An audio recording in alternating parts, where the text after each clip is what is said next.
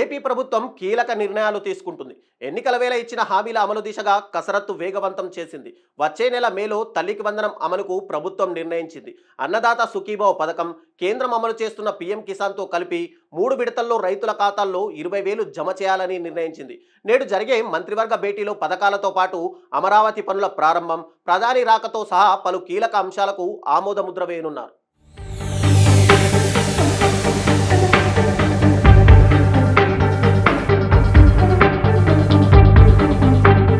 గురువారం ఏపీ మంత్రివర్గ భేటీ జరగనుండగా ఈ సమావేశంలో డ్రోన్ పాలసీపై పలు సంస్థలకు భూ కేటాయింపులపై చర్చతో పాటుగా పలు కీలక నిర్ణయాలు తీసుకోనున్నారు.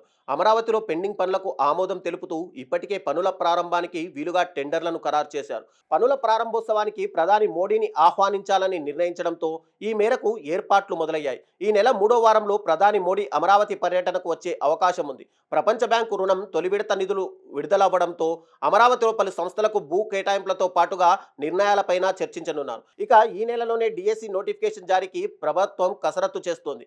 జూన్ 12న కొత్త విద్యా సంవత్సరం ప్రారంభం నాటికి కొత్త ఉపాధ్యాయుల నియామకం పూర్తి చేయాలని ప్రభుత్వం కీలక నిర్ణయం తీసుకుంది. నేటి మంత్రివర్గ భేటీలో డిఎస్సి నోటిఫికేషన్ జారీ తేదీపైన స్పష్టత వచ్చే అవకాశం కనిపిస్తోంది. దీంతో పాటుగా వచ్చే నెలలో తల్లికి వందనం పథకం అమలుకు కూటమి ప్రభుత్వం ప్రతిష్టాత్మకంగా భావిస్తుండగా ఈ మేరకు ఇప్పటికే బడ్జెట్లో నిధులను కేటాయించారు.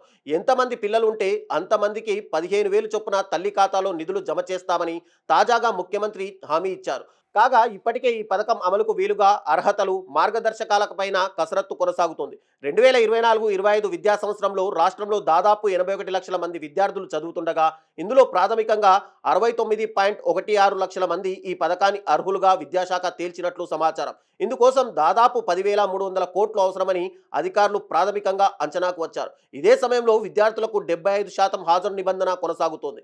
ఆదాయపు పన్ను చెల్లింపుదారులు, తెల్ల రేషన్ కార్డు లేని వారిని, 300 యూనిట్ల విద్యుత్ వినియోగించే వారిని, కారు కలిగి ఉన్న వారిని, అర్బన్ ప్రాంతంలో 1000 చదరపు అడుగులు కలిగి ఉన్న వారికి ఈ పథకం అందడం లేదు. ఇక ఇప్పుడు కొత్త నిబంధనలను అధికారికంగా ఖరారు చేయాల్సి ఉంది. విద్యుత్ వినియోగం, కారు ఉండడం వంటి నిబంధనలను గతంలో వ్యతిరేకించిన కూటమి నేతలు ఇప్పుడు మినహాయింపు ఇస్తారా లేక కొనసాగిస్తారా అనేది స్పష్టత రావాల్సి ఉంది. ఈ రోజు జరిగే కేబినెట్ భేటీలో ఈ అంశం చర్చకు వచ్చే అవకాశం కనిపిస్తోంది.